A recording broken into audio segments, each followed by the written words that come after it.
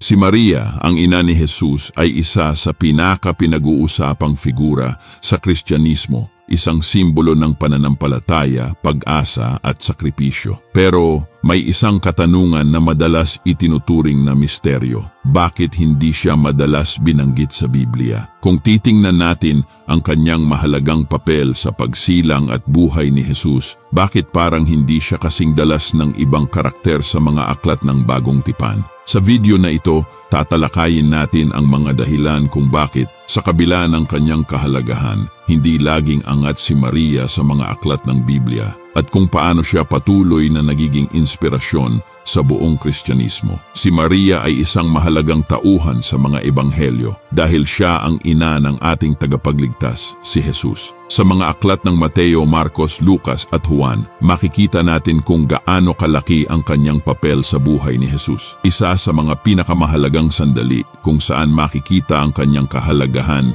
ay ang anunsyo ng Angel Gabriel sa kanya, Lucas 1:26 hanggang 38, kung saan ipinahayag na siya ay magiging ina ng tagapagligtas, isang napakahalagang kaganapan sa kasaysayan ng kaligtasan. Isa pa sa mga pinakamahalagang sandali ay ang pagsilang ni Jesus, Lucas 2:1 hanggang 7. Sa pagpunta nila ni Jose sa Bethlehem at ang simpleng kalagayan ng kapanganakan ni Jesus sa isang sabsaban, makikita ang kababaan at kabanalan ng kaganapang ito. Si Maria ay naroroon, tapat at handang sumunod sa plano ng Diyos kahit na puno ng sakripisyo at paghihirap. Ang kanyang presensya ay naroroon din sa crucifixion, Juan 11:25 hanggang 27, kung saan nandoon siya sa paanan ng krus, tinitingnan ang paghihirap ng kanyang anak. Ito ay isang malupit na larawan ng isang ina na nakakaranas ng pinakamasakit na pagtataksil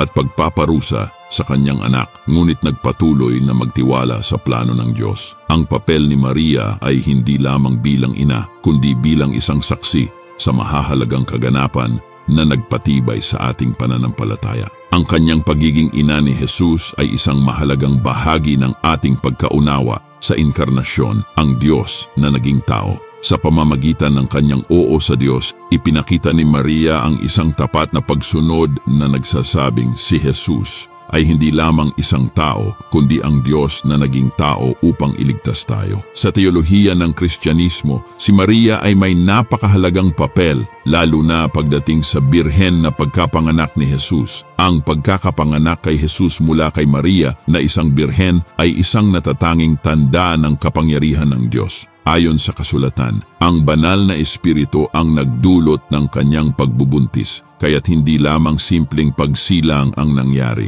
kundi isang himala na nagpatibay sa pagkadiyos at pagkatao ni Jesus. Ang birhen na pagkapanganak ay isang pambihirang tanda ng kapangyarihan at misteryo ng Diyos. Ang teolohikal na kahalagahan ni Maria ay makikita sa kanyang papel sa doktrina ng inkarnasyon, ang pagkapanganak ng Diyos bilang tao. Sa pamamagitan ng pagsang-ayon ni Maria sa kalooban ng Diyos sa pamamagitan ng kanyang oo sa anunsyo, siya ay naging daan para sa Diyos na maging tao at magkatawang tao.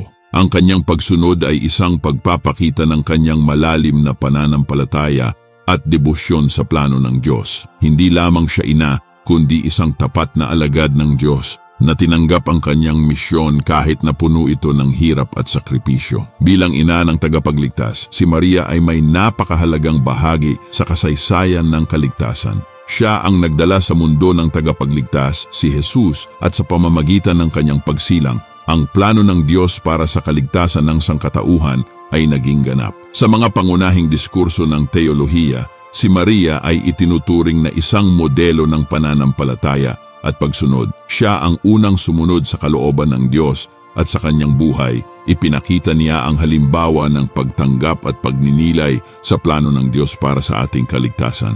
Bagamat si Maria ay may napakahalagang papel sa buhay ni Jesus, may ilang dahilan kung bakit hindi siya madalas binanggit sa Biblia, lalo na sa Bagong Tipan. Isa sa mga pangunahing dahilan ay ang pokus ng ministry ni Jesus. Ang mga aklat ng Ebanghelyo ay nakatuon sa buhay at mga turo ni Jesus. Kaya't natural lamang na magbigay ng pansin sa kanyang mensahe at mga gawa kaysa sa mga taong nasa paligid niya. Ang layunin ng mga ebanghelyo ay hindi magbigay ng malalim na focus sa bawat individual na tauhan, kundi itaguyod ang mensahe ng kaligtasan na dulot ni Jesus. Pangalawa, ang kalikasan ng mga ebanghelyo ay may kinalaman din. Ang mga ebanghelyo ay isinulat ng iba't ibang mga autor na may kanya-kanyang layunin. Si Mateo, Marcos, Lucas at Juan ay nagsusulat hindi lamang upang magkwento ng buhay ni Jesus, kundi upang patunayan na siya ang katuparan ng mga propesiya ng lumang tipan. Ipinapakita nila ang pagkakaugnay ni Jesus sa mga propesiya, ang kanyang misyon bilang Mesiyas at ang mensahe ng kaligtasan.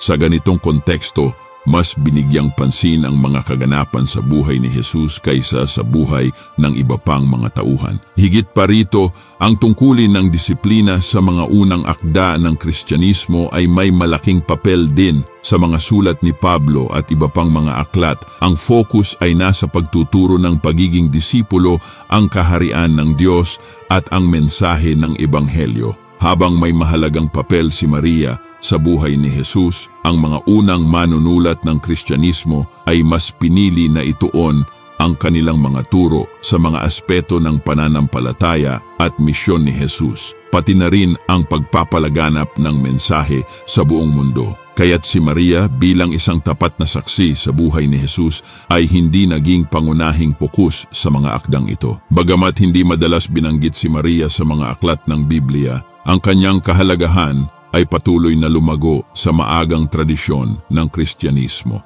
Habang ang mga ebanghelyo ay tumutok sa buhay at mga turo ni Jesus, ang mga unang Kristiyano ay nagsimulang magbigay ng mas malalim na pagpapahalaga kay Maria, hindi lamang bilang ina ng tagapagligtas kundi bilang isang modelo ng pananampalataya at pagsunod sa Diyos. Sa paglipas ng mga siglo, ang debosyon kay Maria ay lumaganap sa buong simbahan at unti-unting nabuo ang mga turo at doktrina na nagpatibay sa kanyang papel. Isa sa mga pinakamahalagang doktrina na nauugnay kay Maria ay ang Immaculate Conception. Ang paniwala na si Maria ay ipinanganak na walang kasalanan upang maging karapat-dapat na magdala kay Jesus sa kanyang sinapupunan.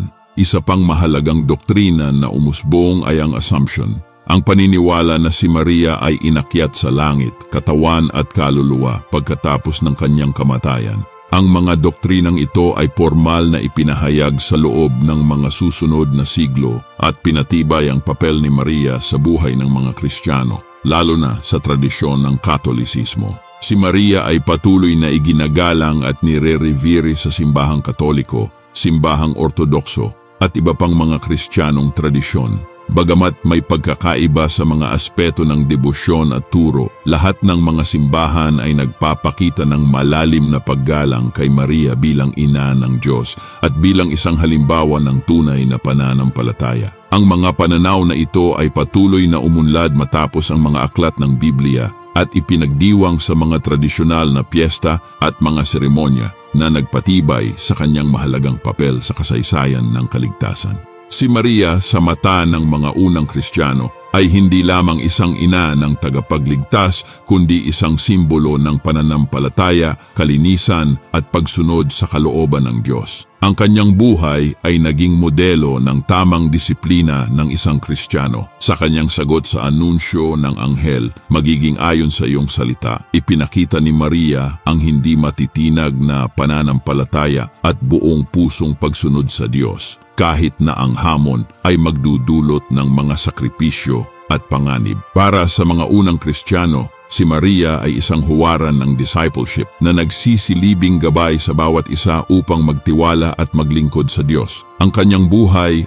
ay nagsilbing paalala na ang tunay na pananampalataya ay hindi lamang sa salita, kundi sa mga gawa at sa pagiging handa na sundin ang kalooban ng Diyos anuman ang mangyari. Isa sa mga dahilan kung bakit hindi madalas binanggit si Maria sa mga turo ng bagong tipan ay ang kakulangan niya sa mga surat ni Apostol Pablo at sa mga gawa ng mga apostol. Ang pangunahing pokus ng mga sulat ni Pablo at ng mga aklat na ito ay ang pagtatag ng maagang iglesia at ang pagpapalaganap ng ebanghelyo. Sa kanyang mga liham, binigyang diin ni Pablo ang kahalagahan ng pananampalataya at ang gawa ni Kristo sa kaligtasan ng sangkatauhan kaysa sa mga personal na kwento o individual na figura. Ang mensahe ni Pablo ay nakatuon sa pagkakaisa ng mga Kristiyano at sa pagpapalaganap ng ebanghelyo, kaya't ang pagtuon sa mga lider ng simbahan at sa mga turo ni Jesus ay mas binigyang pansin kaysa sa detalyadong tala ng buhay ni Maria. Sa Aklat ng Pahayag 12:1-6, si Maria ay inilalarawan bilang isang babaeng nakasuong ng araw, isang makulay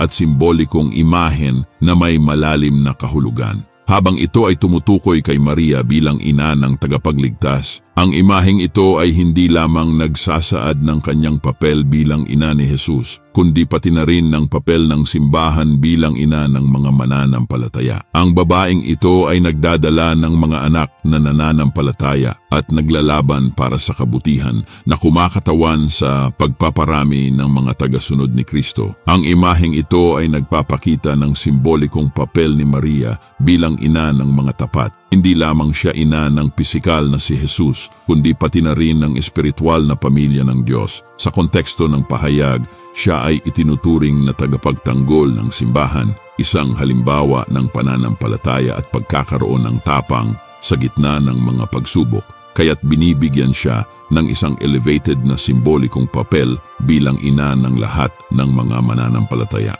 Bilang buod, malinaw na ang papel ni Maria ay may napakahalagang kahalagahan sa kasaysayan ng kaligtasan, ngunit ang bagong tipan ay higit na nakatuon sa mensahe ni Jesus at ang pag-usbong ng maagang iglesia kaysa sa mga personal na buhay ng individual.